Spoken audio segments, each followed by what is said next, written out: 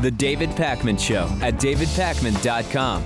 Welcome to the program. The New York Times is reporting that phone records of journalists working for the Associated Press have been seized by the U.S. government. Federal investigators seized 2 months' worth of phone records for reporters and editors of the Associated Press in what the Associated Press is calling a serious interference with the Associated Press's constitutional rights to gather and report the news. Now, this is a very interesting combination of factors, which we have, on the one hand, the argument that by seizing these records, the Fourth Amendment to unreasonable search and seizure, and or the First Amendment, the freedom of the press to not be infringed upon by the government, are being violated, while at the same time we have the Patriot Act, which essentially supersedes that, at least from the point of view of certainly federal attorneys. And we're going to get into that a little bit later.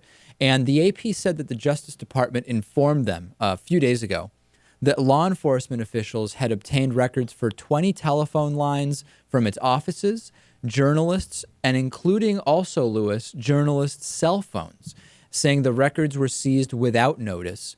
And the organization was not told the reason for the seizure.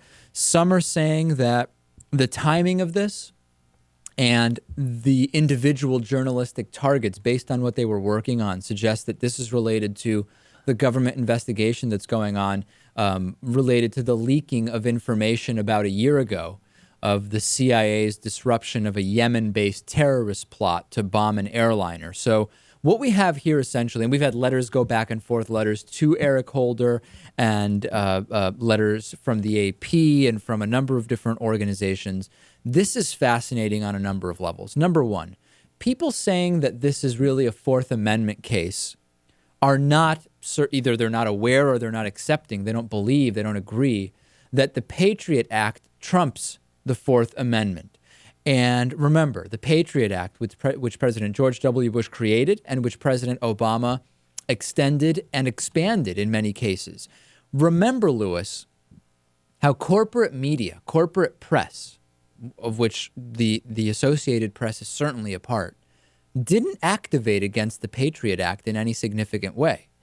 And now this is what you get. Now, I'm not blaming corporate media for this, but this is one of those instances where we have to say, we knew this could happen when the Patriot Act was initially conceived and when President Obama expanded it. And the Associated Press, which is a corporate media outlet in its own right and also is kind of like a feeder source for so many other corporate media outlets, potentially could have activated against this. Now, of course, they were at risk. They were at risk of being accused of being political, of taking sides, even though it was a Republican who started the Patriot Act and a Democrat who then renewed it and expanded it. They could have been accused of going outside just reporting, right? They should just report on what's happening. They should not editorialize. But this is now what we have. And to some extent, I have to say that we knew this could happen, and it does not appear that anything illegal actually happened here. Right.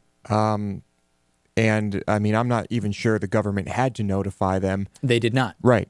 So I guess that was kind of a nice courtesy. But yeah, I guess there was the dilemma of appearing to be biased in some way by editorializing, but they really didn't even report on it as much as they should have. No. And this is one of those gray areas, Lewis, right? Where none of us like it. The government has every right to want to find out who leaked classified information. It seems that they used subpoenas to obtain these documents, the phone records. So it's not completely without some sort of legal sign-off, meaning it was presumably legal. Time will tell on that end, but from what we know right now, it was legal. These reporters also weren't really kind of average citizens, right? These are individuals who knew the game, they knew the risks, and I get the outrage. I completely get the outrage because I've been talking about this issue for a long time, but we have to contextualize it, Natan, and we have to think about the Patriot Act, and we have to think about the fact that it supersedes the constitutional arguments as far as I know.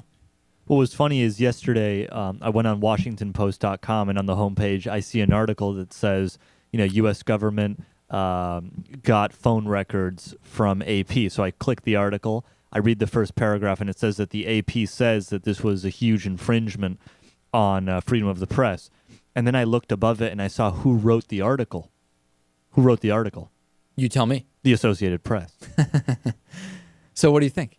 No, I just find it funny that people don't always look at who writes the article. Sometimes it's a person, sometimes it's an organization. In this case, we really need to put it into context, and we don't really know that context just yet. It may turn out to be something that we definitely want to stop from happening again, or it could just be totally legit. We're going to continue following this, Lewis, but for the time being, I think we just need to remember the Patriot Act and remember how complicit corporate media was in the passage and extension of that act. That's fair.